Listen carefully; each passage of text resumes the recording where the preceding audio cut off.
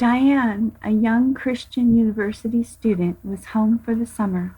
She had gone to visit some friends one evening, and time passed quickly as each shared their various experiences of the past year. She ended up staying longer than she had planned and had to walk home alone, but she wasn't afraid because it was a small town and she lived only a few blocks away. As she walked along under the tall elm trees, Diane asked God to keep her safe from harm and danger. When she reached the alley, which was a shortcut to her house, she decided to take it. However, halfway down the alley, she noticed a man standing at the end as though he were waiting for her. She became uneasy and began to pray, asking for God's protection. Instantly, a comforting feeling of quietness and security wrapped around her.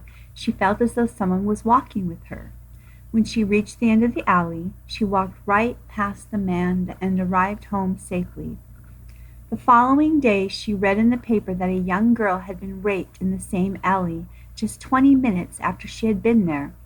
Feeling overwhelmed by this tragedy and the fact that it could have been her, well, she began to weep. Thanking the Lord for her safety and to help this young woman, she decided to go to the police station. She felt she could recognize the man, so she went to tell them her story. The police asked her if she would be willing to look at a lineup to see if she could identify him. She agreed and immediately pointed out the man she had seen in the alley the night before. When the man was told he had been identified, he immediately broke down and confessed. The officer thanked Diane for her bravery and asked her if there was anything they could do for her. She asked if they would just ask the man one question. Diane was curious as to why he had not attacked her. When the policeman asked him, he answered, because she wasn't alone. She had two tall men walking on either side of her.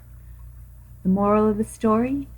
Don't underestimate ever the power of prayer.